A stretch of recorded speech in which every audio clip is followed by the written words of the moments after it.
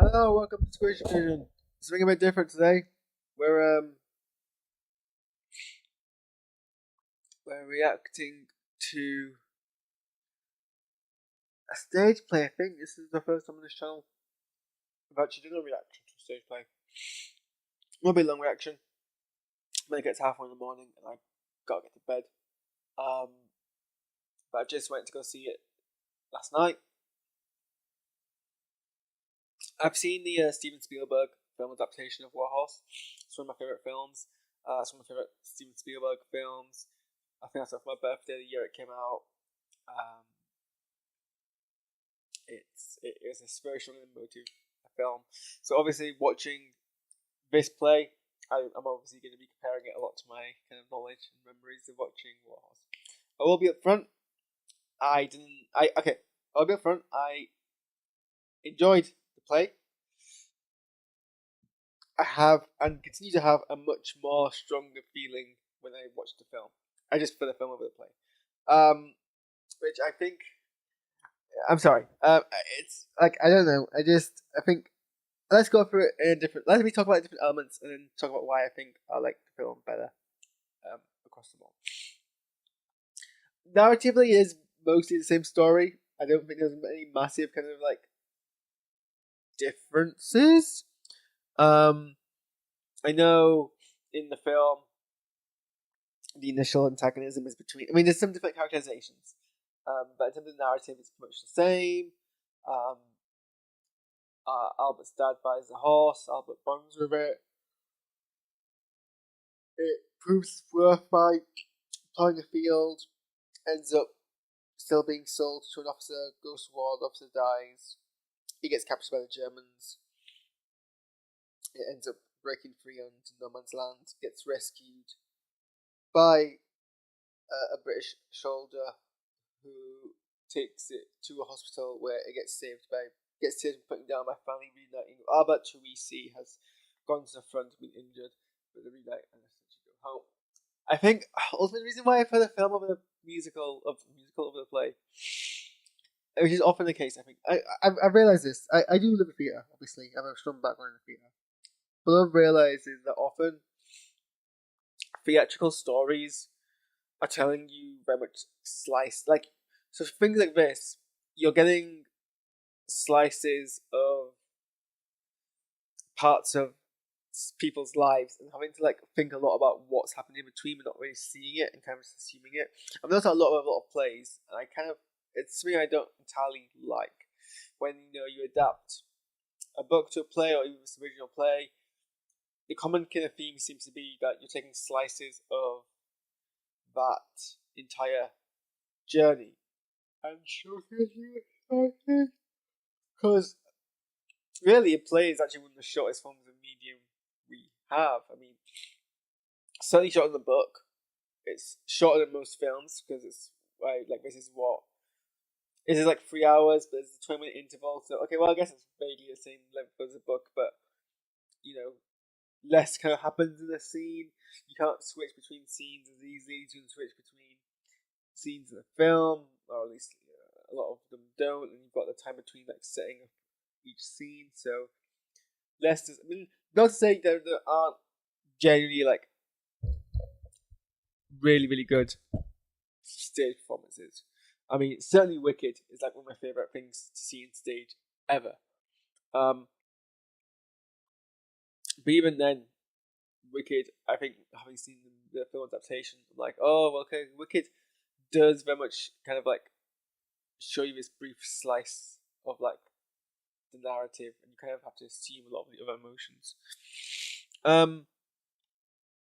Whereas with the film adaptation of Warhorse, we were able to kind of like linger on characterizations much longer, linger on moments where nothing's really been spoken. I mean, theatre is a very dialogue-heavy medium. When you direct a play, you're basing it off the lines of dialogue. There's not much. Stage scripts don't have much in terms of like direction in them because that's usually given to the director. So it's usually considered bad practice to like put too much kind of direction in, as opposed to say film scripts where they can be more descriptive. So obviously, the natural thing to do when you're adapting that to theatre, to stage, is you focus a lot of what's happening physically around the dialogue. So it is very dialogue heavy, which means you don't have those kind of like moments of just like reflecting. Like I can tell, like but well, for one, there are a lot more kind of sympathetic characters in the film. I also just think the film was acted better, but that might be an unfair apples to pears comparison between theatre acting and stage acting. And that's obviously impacted by distance between my seat and the stalls and the stage. So that film can obviously do better is like linger on those moments much closer and intimately. But I felt more from like the film. But that characterization, I still think that characterization of the film, you were able to like settle on these characters more. Like I felt more of a connection with Captain in the film and Major in the play, Nichols, because of their like interbanter with the Major and their men, which we don't really see in the musical. I think I don't know, the scenes of bonding between Joey and the time gaps between Joey and Albert, I'm able to connect a bit more to than the relatively brief kind of one set piece where Albert starts training Joey and Joey suddenly becomes an adult and you're assuming some time has passed between those two incidents.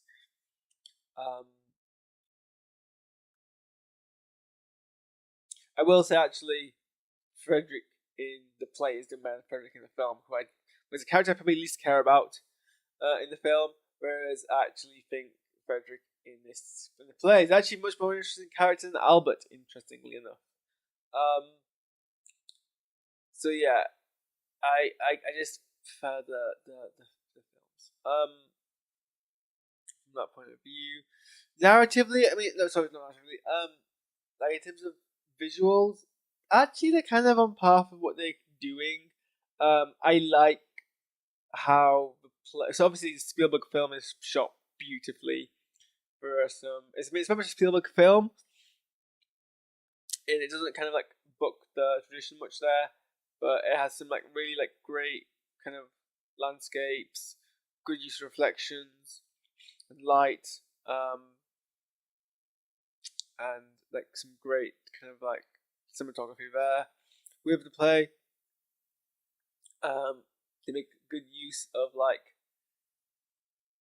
the set design is the same for every single scene. It uses a projected kind of like drawing of where you're set, and it's like dark, and it uses a lot of like very limited spotlights and like hard lights in like the scene, and those like fog kind of create that kind of dreamy kind of sensation.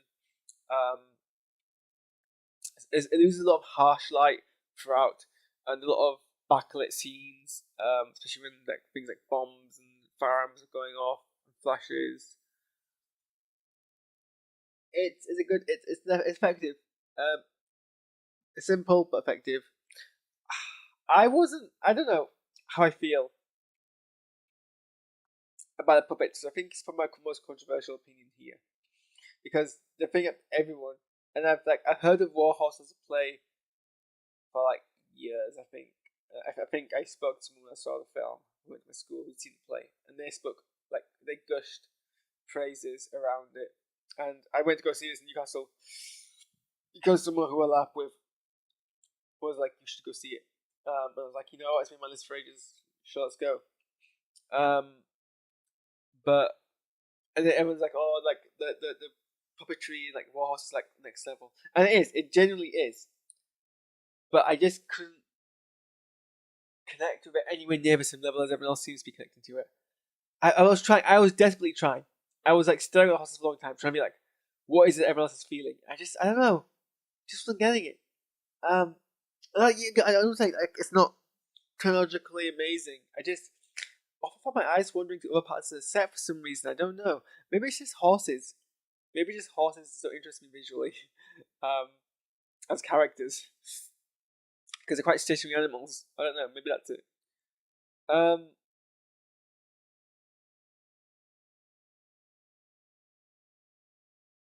Also, I was just seeing things that distracted me there was one scene where there's a character who plays a sergeant, but the costume design had a corporal rank slide, and obviously me, could not get my head out of that aspect.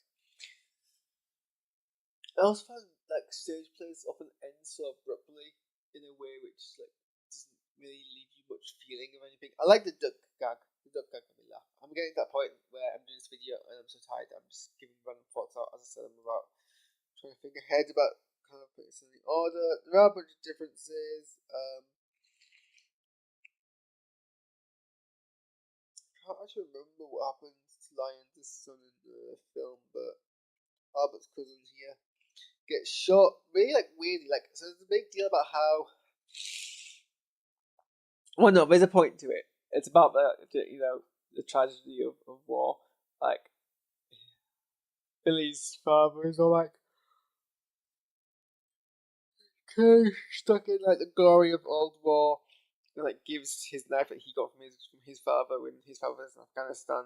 He used in Africa. Gives it to his son. And Clay has an idea that's very made explicitly that this is be a war over by Christmas.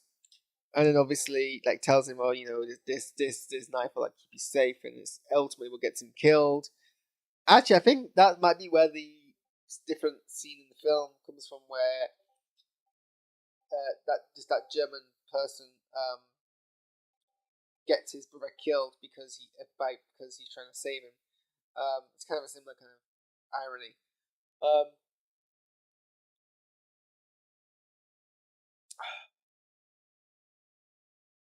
It still reaffirms my view. However, the play does. But Joey is a demon, and everyone who comes in contact with him suffers ill. Okay, I'm flaky. I need to bed, and I don't really have much else to say. Anyway, so we'll end it there. But thanks for tuning in. We might have more thoughts another time. Doubt it. Oh, that was the wrong button. Where are we? Oh no, Jose. I'm just pressing things left, right, and center because my bloody things in the way. Okay, thanks for tuning in. Get out of my house.